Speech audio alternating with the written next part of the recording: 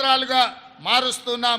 SC, ST, BC, minority విద్యార్థుల కోసం ప్రతి నియోజకవర్గంలో ఒకే ఆవరణలో 20 నుంచి 25 ఎకరాల స్థలంలో ఇంటిగ్రేటెడ్ మోడల్ స్కూళ్లను నిర్మించబోతున్నాం. ఇది ఎస్సీ, ఎస్టీ, బీసీ, మైనారిటీ విద్యార్థుల జీవితాలలో వెలుగు నింపబోతుంది. వాళ్ళకు ఉజ్వల భవిష్యత్తును రాష్ట్ర ప్రభుత్వం ఇవ్వబోతుందన్న విషయాన్ని సగర్వంగా తెలంగాణ ప్రజలకు నేను తెలియజెప్పదలుచుకున్నాను. ఇటీవలనే మిత్రులారా బేగర్ కంచె ముచ్చర్ల దగ్గర రంగారెడ్డి జిల్లాలో యంగ్ ఇండియా స్కిల్స్ యూనివర్సిటీకి శంకుస్థాపన చేసుకున్నాం. తెలంగాణ విద్యా రంగంలో ఇదొక విప్లవాత్మక మలుపు కాబోతుంది. మన పిల్లల కొలువులకు ఇది ఒక వేదికగా మారబోతుంది. సరికొత్త నైపుణ్యాలతో ఉపాధికి గ్యారంటీ ఇవ్వబోతుంది.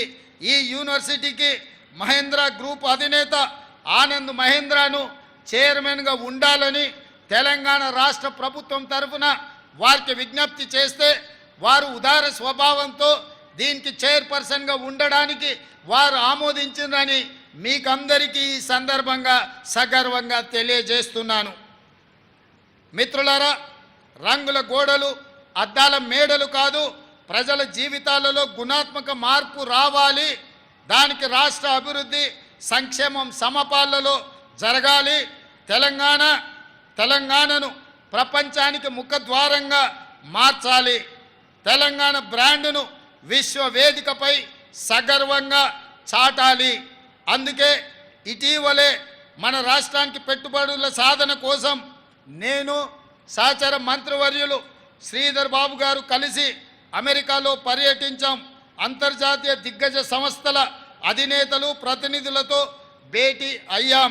తెలంగాణ పెట్టుబడులను, అవకాశాలను వివరించాం. ఫ్యూచర్ స్టేట్గా తెలంగాణను వారికి పరిచయం చేశాం. బేగర్ కంచె వద్ద శంకుస్థాపన చేసుకున్న 4th city, Musi river front, regional ring road నిర్మాణం, అంతర్జాతీయ మౌలిక సదుపాయాలు, మెట్రో విస్తరణ తదితర ఆలోచనలు వారితో పంచుకున్నాం. జనవరిలో దావోస్ పర్యటన సందర్భంగా 40,000 కోట్ల రూపాయల పెట్టుబడులకు సంబంధించి ఒప్పందాలను మా ప్రభుత్వం కుదుర్చుకున్నది.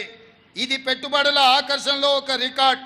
ఈ ఒప్పందాలు కార్యరూపం దాల్చడానికి అవసరమైన కార్యాచరణను ప్రభుత్వం ప్రారంభించింది.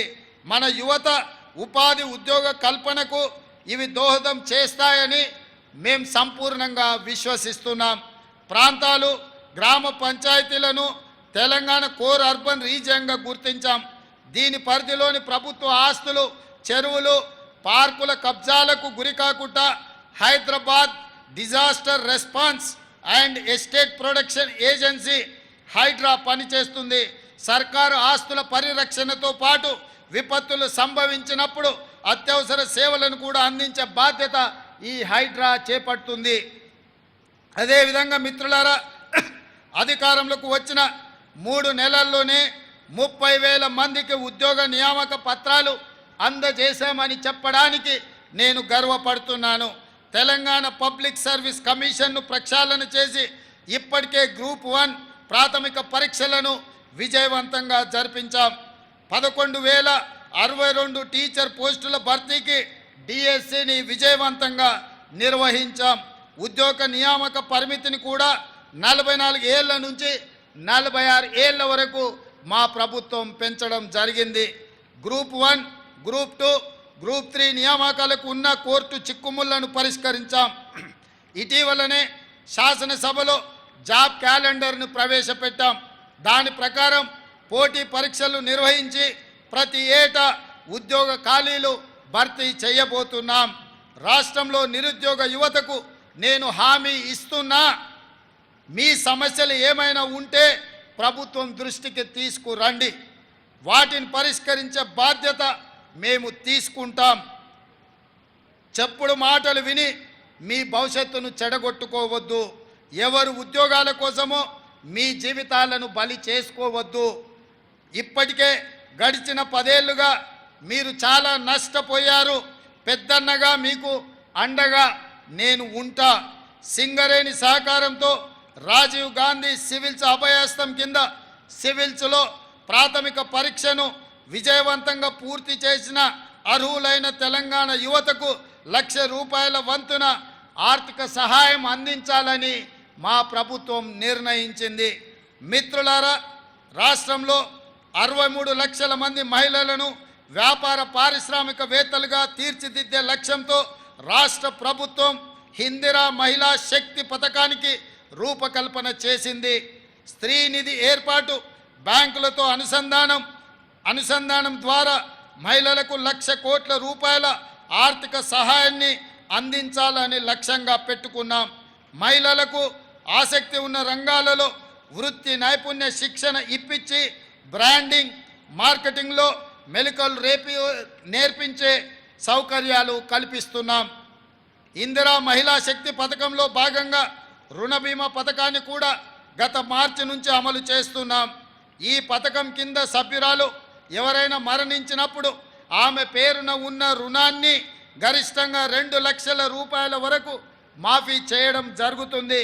స్వయం సహాయక బృందాల మహిళలకు సభ్యులకు స్కూల్ యూనిఫామ్లు కుట్టే పనిని అప్పగించడంతో పాటు వారి ఉత్పత్తుల విక్రయానికి మాదాపూర్లోని శిల్పారామం వద్ద డ్వాక్రా మహిళా బజార్ ఏర్పాటు చేస్తున్నాం.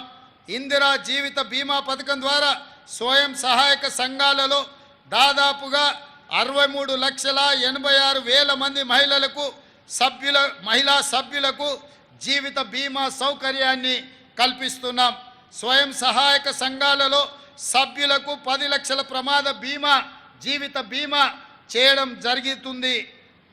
అదేవిధంగా మిత్రులారా, రాష్ట్ర విభజన అనంతరం ఆంధ్రప్రదేశ్తో ఆస్తుల విభజనకు సంబంధించిన సమస్యలను పరిష్కరించేందుకు గత దశాబ్ద కాలంగా ఏ విధమైన ప్రయత్నాలు జరగకపోవడంతో ఎక్కడి సమస్యలు అక్కడే ఉండిపోయాయి. కృష్ణా గోదావరి జలాల్లో మన వాటా లెక్కలు ఇంకా తేలవలసి ఉంది. మా ప్రభుత్వానికి రాష్ట్ర ప్రయోజనాలు ముఖ్యం. ఇందుకోసం ఇరుగు పొరుగు రాష్ట్రాలతో కేంద్రంతో స్నేహపూర్వకంగా సఖ్యతతో వ్యవహరిస్తాం. రాష్ట్ర విభజనానంతరం అపరిష్కృతంగా మిగిలిపోయిన సమస్యలను సత్వరంగా పరిష్కరించుకోవడానికి ఇటీవల ఆంధ్రప్రదేశ్ ముఖ్యమంత్రితో జరిపిన చర్చలు త్వరలో మంచి ఫలితాలను ఇస్తాయని మా ప్రభుత్వం భావిస్తుంది. ఇది ప్రజా ప్రభుత్వం, ప్రతి ఒక్కరి ప్రభుత్వం. స్వేచ్ఛకు ప్రాధాన్యత ఇస్తూ, ప్రజాస్వామ్య విలువలను గౌరవిస్తూ, సంక్షేమానికి పెద్దపీట వేస్తూ విశ్వ వేదికపై తెలంగాణను సగర్వంగా నిలిపే పాలన శక్తి వంచన లేకుండా కృషి చేస్తామని హామీ ఇస్తూ దీనికి ప్రతి ఒక్కరూ సహకరించాలని కోరుతూ మరొక్కసారి అందరికీ స్వతంత్ర దినోత్సవ శుభాకాంక్షలు. మిత్రులారా, చివరగా రాష్ట్రానికి పెట్టుబడుల సాధన కోసం జరిపిన అమెరికా, దక్షిణ కొరియా పర్యటన విజయవంతమైంది.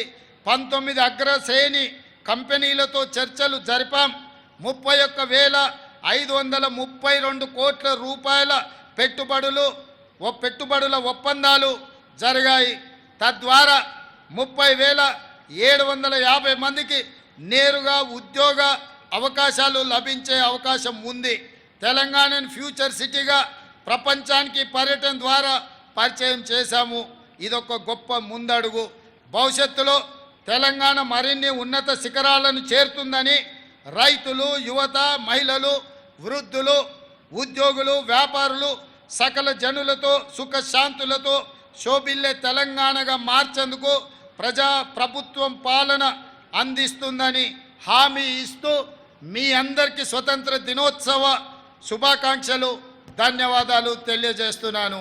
జై Telangana. His vision brings victory.